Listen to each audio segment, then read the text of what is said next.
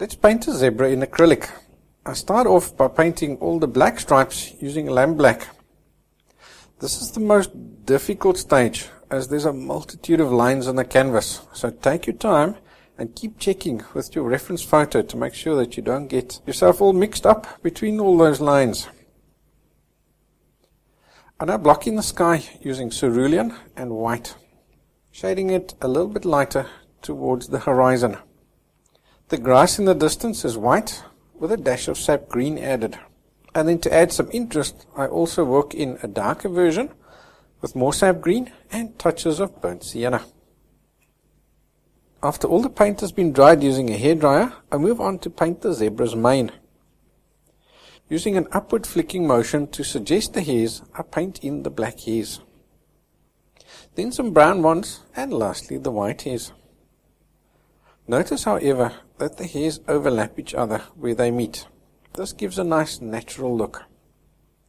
With a very light brown, I work in the shape of the neck by adding highlights over the black stripes. Notice how I leave these shadings pretty rough, as it will help me later to get a hair effect. I continue to do the same on all the black facial lines. Did you see how I marked the edge of the shadow being cast on the face?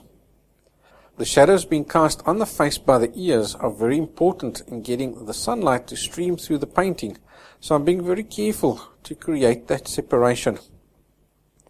With all the sunlight added to the black stripes, my attention moves to painting the shadows on the white stripes. So notice that it's highlights on the black stripes and shadows on the white stripes. The color I used here is mixed using lamp black and white. And as with the highlights in the black stripes, I add these shadows in using quite a rough stroke and following the direction of the hairs. Notice how a little brown is reflecting in the bottom of the zebra's neck, which adds quite a nice little effect there.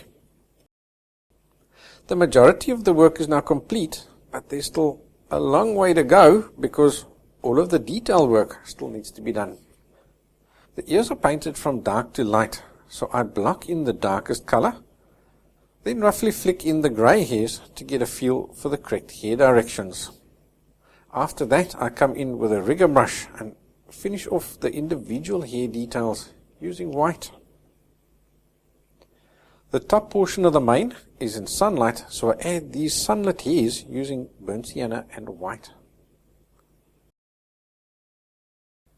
For the eyes, I block in with burnt sienna and then I add shadings using either white to lighten or black to darken.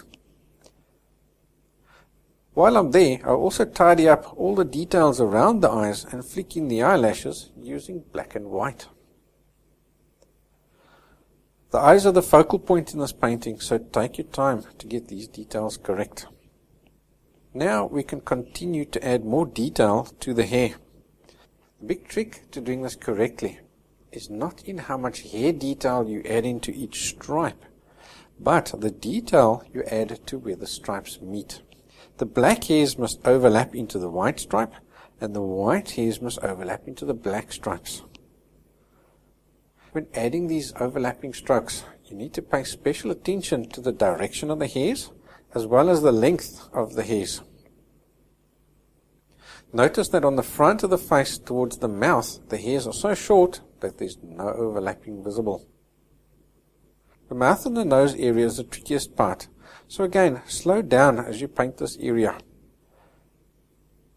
What you're looking for here is to get those sharp contrasts between the sides and the front of the mouth correct, as well as those subtle contrasts on the bridge of the nose.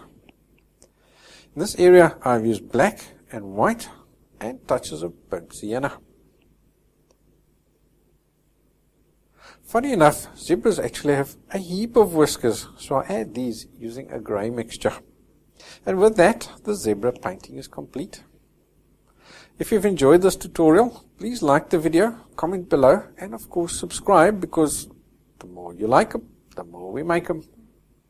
And if you'd like to see the paint-along version of this class, head over to our website, onlineartlessons.com. See you next time.